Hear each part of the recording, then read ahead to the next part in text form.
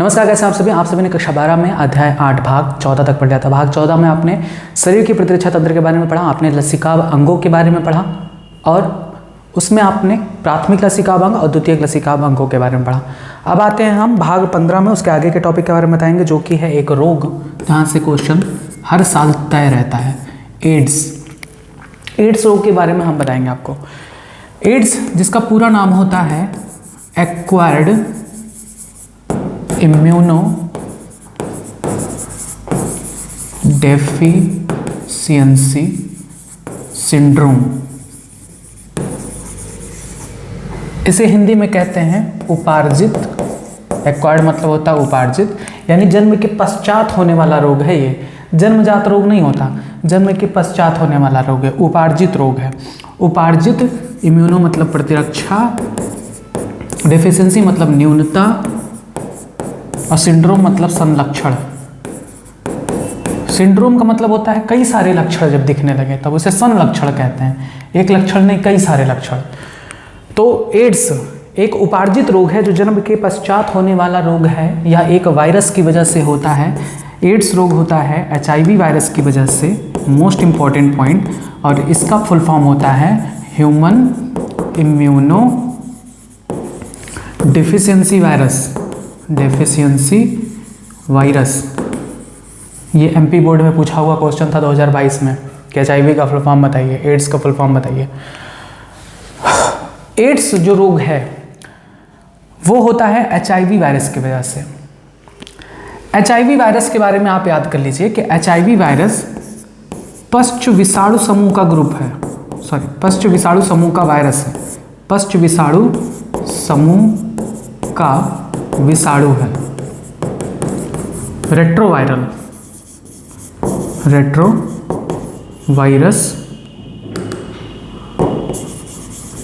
Group का ये virus होता है।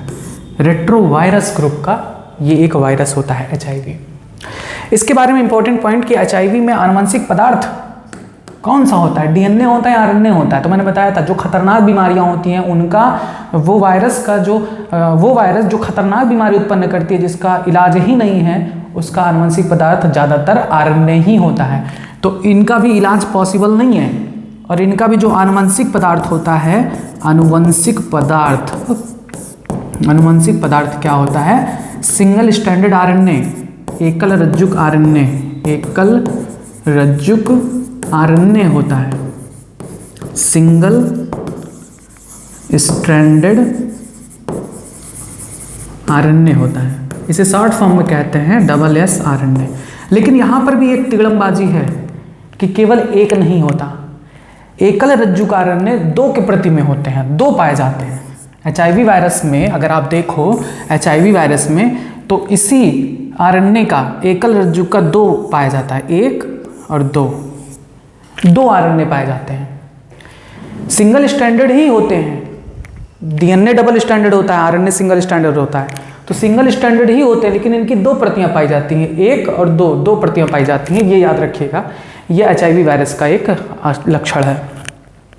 और इनमें क्या पाया जाता है, इस वायरस में पाया जाता है reverse transcriptase enzyme, most important, reverse transcriptase क्या करता है बताइए। रिवर्स ट्रांसक्रिप्टेज एंजाइम क्या करता है, RNA से DNA को बनाता है, यानी इनमें जगह जगह पर क्या पाया जाता है, रिवर्स ट्रांसक्रिप्टेज एंजाइम पाया जाता है। और क्या पाया जाता है, इनमें 2 खोल पाया जाता है। एक खोल होता है जिसे कहते हैं P24, एक और खोल होता है जिसे कहते हैं P17। साथ ही साथ इनमें बाइलिपिड पाया जाता है, लिपिड बाइलेयर पाया जाता है। साथ ही साथ इन बाइलिपिड लेयर के पास जगह जगह पर ग्लाइकोप्रोटीन्स भी पाए जाते हैं, इनमें स्पाइक्स भी पाए जाते हैं।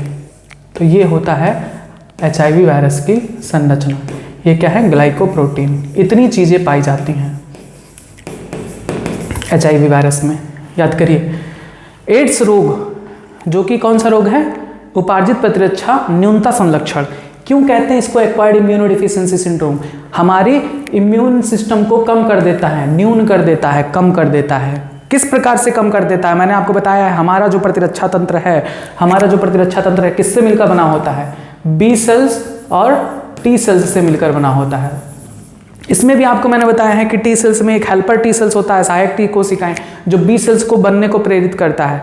तो ये HIV वायरस क्या करता है, किसको मारता है? HIV virus, most important point और बार बार पूछा गया है। HIV वायरस किसको मारता है? सहायक टी कोशिका को मार देता है, सहायक टी कोशिकाओं को नष्ट कर देता है, जिसकी वजह से बी सेल्स नहीं बन पाता किसी रोगाणु के प्रति और वो रोगाणु हमारे शरीर में रोग उत्पन्न करने लगता है। इसीलिए इसे संलक्षण कहते हैं। कोई एक रोग नहीं होता, हमारी प्रतिरक्षा तंत्र खत्म, नष्ट हो जाती है, हम किसी भी रोग से लड़ नहीं पाते, तो हमें तरह तरह के रोग होने लगते हैं। मैंने आपको बताया था कि वातावरण में बहुत सारे ऐसे रोगाणु आते हैं जिनसे डेली हमारा शरीर लड़ता है। तो जब हमारी प्रतिरक्षा खत्म हो जाएगी तो हमें अनेक प्रकार के रोग होने लगेंगे। कोई भी जीवाणु आया रोग उत्पन्न करेगा, कोई भी वायरस आया रोग उत्पन्न कर देगा। तो इससे बहुत सारे लक्षण उत्पन्न होने लगते हैं। इसी को कहते हैं संलक्षण सिंड्रोम। कोई एक लक्षण नहीं होता, सिंड्रोम ही पूरा हो जाता है। ठीक, तो आपने समझा एड्स क्या है? एड्स एक ऐसा रोग है जिसमें हमारी प्रतिरक्षा तंत्र वीक हो जाती है, कमजोर पड़ जाती है। क्यों कमजोर पड़ जाती है? क्योंकि एड्स का जो वायरस है, ह्यूमन इम्यूनोडेफिशिएंसी वायरस, यानी जो हमारी प्रतिरक्षा तंत्र को कम करने वाला वायरस इसे कहते हैं। किस प्रकार से हमारी प्रतिरक्षा तंत्र को कम करता है? हमारी प्रतिरक्षा तंत्र की सहायक टी लिम्फोसाइट कोशिकाओं को नष्ट कर देता है, जिसके कारण किसी भी रोगाणु के प्रति बी लिम्फोसाइट नहीं बन पाता और प्रतिरक्षी यानी एंटीबॉडी का निर्माण नहीं हो पाता। और यही कारण है कि हमारे शरीर की प्रतिरक्षा तंत्र कम हो जाती है।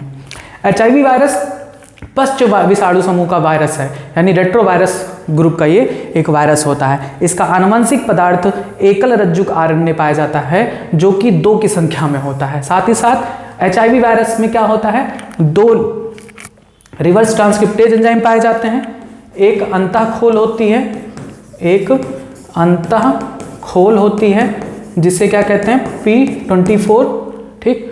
और एक होता है वाह्य खोल होता है, वाह्य खोल होता है जिसे हम कहते हैं P17। और साथ ही साथ इसमें लिपिड बाइलेयर पाया जाता है चारों तरफ और ग्लाइकोप्रोटीन भी पाया जाता है। क्लियर बात है?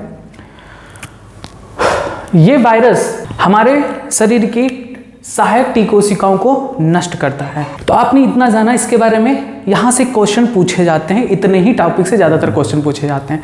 और क्या पूछा जाता है? इसका संक्रमण कैसे होता है, इस रोग का संक्रमण कैसे होता है?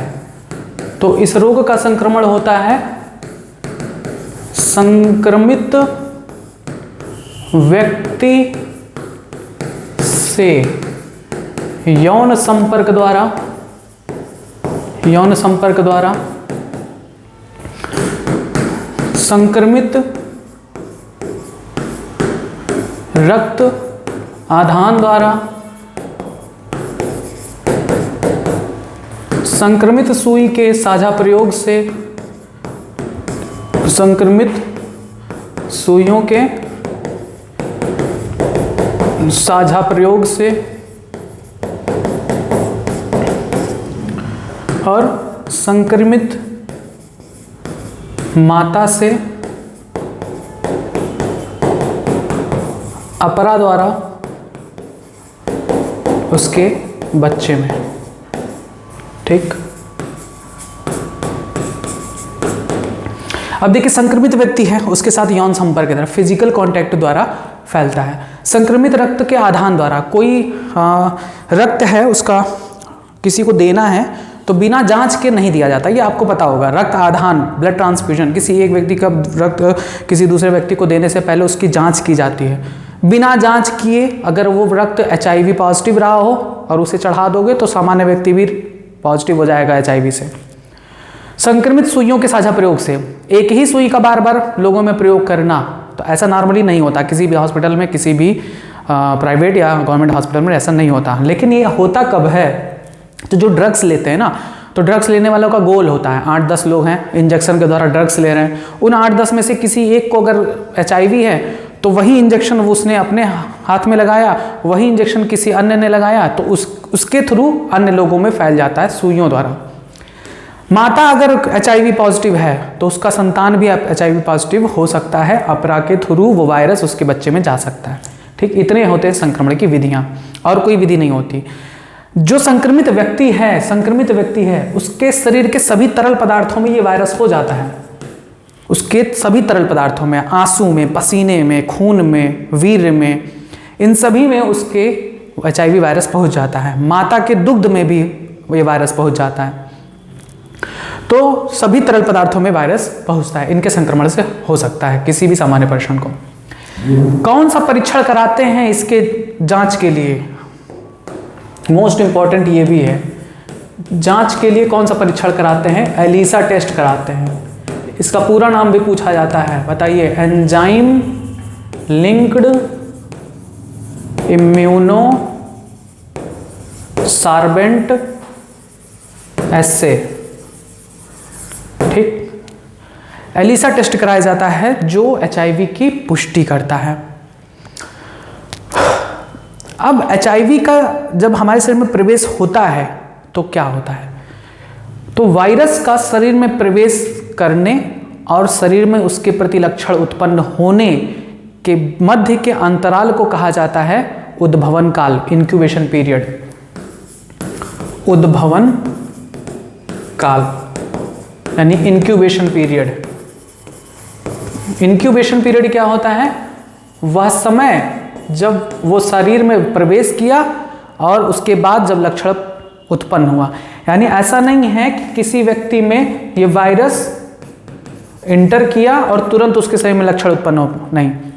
हो सकता है 1 महीने बाद लक्षण उत्पन्न हो सकता है 1 साल बाद लक्षण उत्पन्न हो।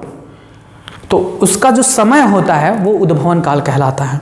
यानी 2011 में कोई व्यक्ति वायरस से संक्रमित हुआ, हो सकता है कि 2012 में उसका लक्षण प्रदर्शित होने लगे, 2013 में लक्षण, तो 2011 से लेकर 2012 के बीच का जो समय है 1 साल, वो उसका उद्भवन काल कहलाता है। आया समझ में? विषाणु का शरीर में प्रवेश करने तथा लक्षण प्रकट होने के बीच के अंतराल को उद्भवन काल कहा जाता है, इंक्यूबेशन पीरियड कहा जाता है, या कई महीनों से लेकर कई सालों तक का हो सकता है। ठीक, अब इसका कोई भी निदान नहीं है। एड्स से सिर्फ बचा जा सकता है। इसके लिए कुछ एंटी रेट्रोवायरल ग्रुप के जो ड्रग्स हैं वो दी जाती हैं, AZT करके, लेकिन इसका कोई भी पूरी तरीके से इलाज संभव नहीं है। इसके संक्रमण को कम किया जा सकता है, यानी इस रोग से मृत्यु को थोड़े समय के लिए टाला जा सकता है, लेकिन ऐसा नहीं है कि आप किसी व्यक्ति को बचा ले जाओ HIV से, नहीं। तो ये एक लाइलाज बीमारी है। अब ये कैसे विषाणु हमारे शरीर में, हमारी कोशिका में अपनी संख्या को बढ़ाता है, इसको देखते हैं। देखिए, सबसे पहले जो विषाणु हमारे शरीर में इंटर करता है, जो HIV है, उसके पास क्या होता है? RNA होता है। ये जब HIV किसी कोशिका में इंटर करता है, किसी कोशिका को अफेक्ट करता है, ये हो गया होस्ट सेल। अच्छा, ये हमारे शरीर में किस कोशिका के अंदर सबसे पहले प्रवेश करता है? भक्षकाणु, वृहद भक्षकाणु, मैक्रोफेजेस। वृहद भक्षकाणु सबसे पहले HIV वायरस किस कोशिका में इंटर करता है? मैक्रोफेज में, मैक्रोफेज में। अच्छा, मैक्रोफेज या वृहद भक्षकाणु में अपने RNA को छोड़ देता है। अब ये RNA किसकी मदद से? रिवर्स ट्रांसक्रिप्टेज एंजाइम की मदद से, रिवर्स ट्रांसक्रिप्टेज एंजाइम की मदद से क्या बना लेता है? DNA बना लेता है, DNA बना लेता है। आपको पता है ना, रिवर्स ट्रांसक्रिप्टेज एंजाइम क्या करता है? RNA से DNA को बनाता है। अब इस होस्ट सेल का अपना खुद का DNA था, अब एक DNA ये भी आ गया, ये DNA इसके साथ जाकर जुड़ जाता है और ये होस्ट सेल समझता है कि ये भी DNA इसी का है और इसके अगेंस्ट क्या बनाता है? RNA बनाता है, यानी वायरल RNA बन जाता है, विषाणु का RNA बन जाता है। और इस तरह से कई सारे RNA बनते हैं और प्रत्येक RNA एक HIV वायरस का निर्माण करता है। इस प्रकार से एक HIV से कई सारे HIV वायरस मैक्रोफेज के अंदर बन जाता है और मैक्रोफेज को हम क्या कहते हैं, एचआईवी निर्माण की फैक्ट्री कहते हैं, एचआईवी निर्माण की फैक्ट्री कहते हैं। अब ये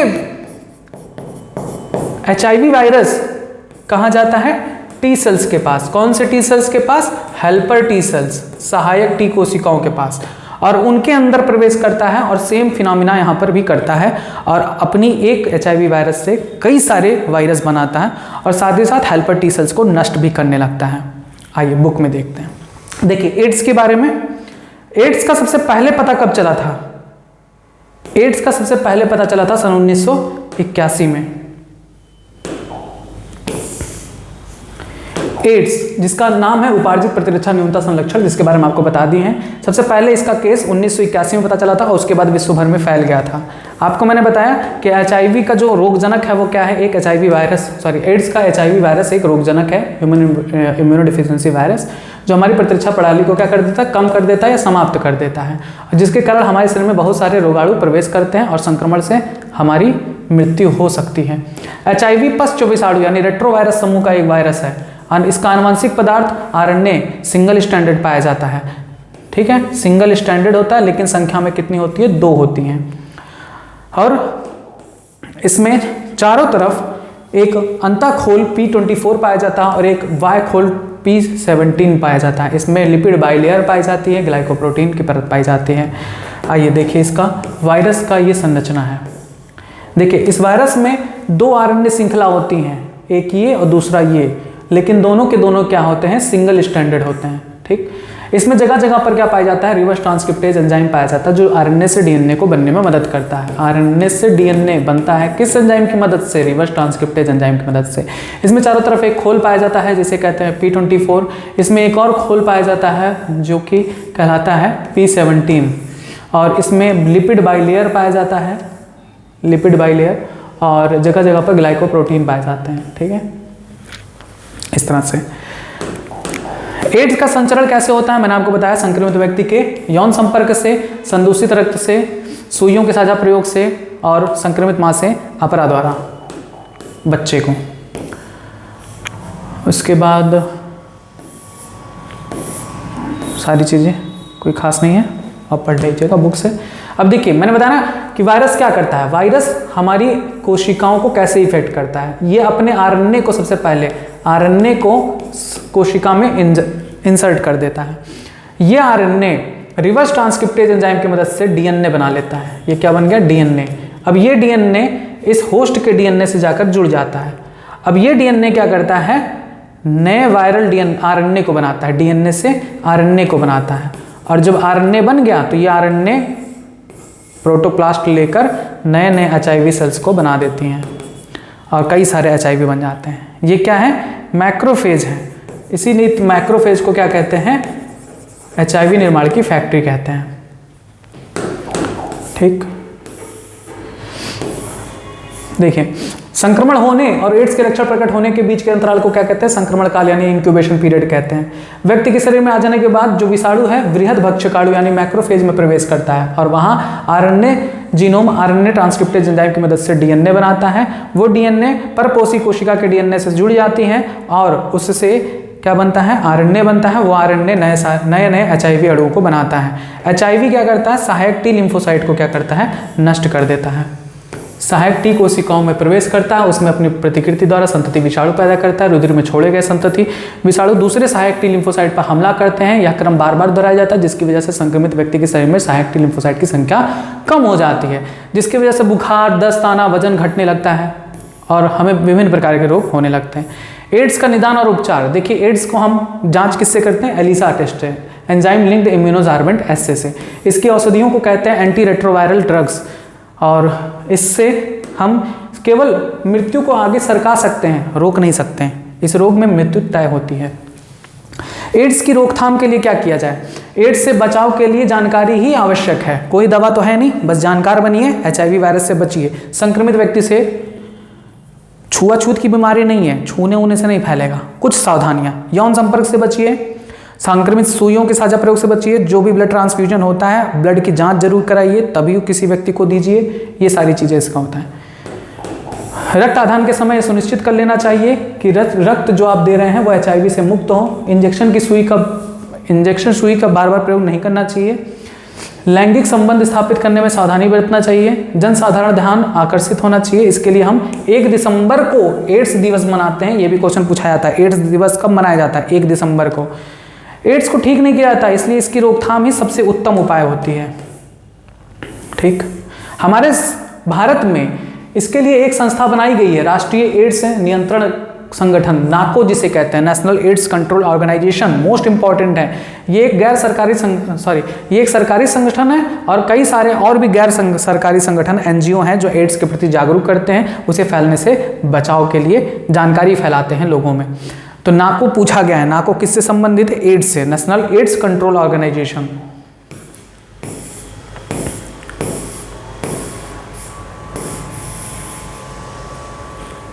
ठीक, बस और ज़्यादा कुछ नहीं है, फालतू चीज़ें हैं वो आप पढ़ लीजिएगा। तो एड्स के बारे में आपने क्या क्या जाना? एड्स क्या है? एक वायरल डिजीज है जो किस वायरस की वजह से होता है? HIV वायरस की वजह से। आपने जाना कि HIV किस ग्रुप का वायरस होता है? रेट्रो वायरस ग्रुप का वायरस होता है। HIV में आनुवंशिक पदार्थ क्या होता है?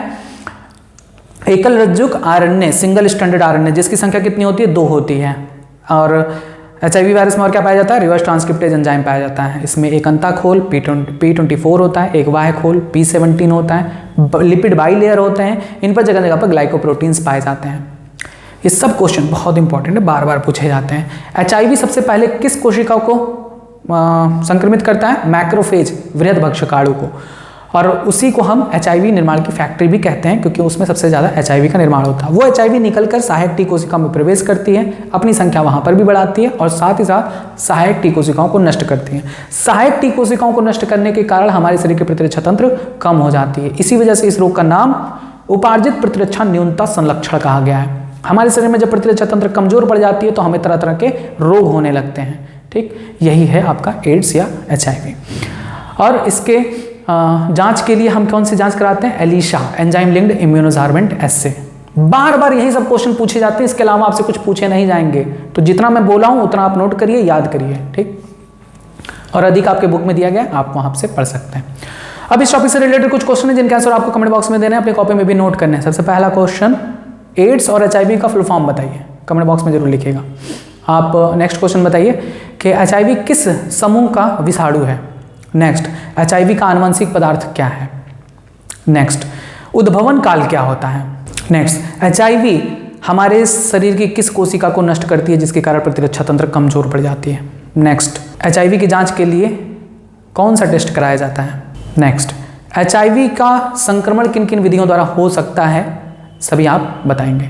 आज के लिए बस इतना ही। HIV यानी एड्स के बारे में आपको संपूर्ण जानकारी दे दी गई। इसके बाद आपको कैंसर के बारे में बताया जाएगा। तब तक आप जुड़े रहें यूट्यूब चैनल बायोलॉजी के साथ। धन्यवाद।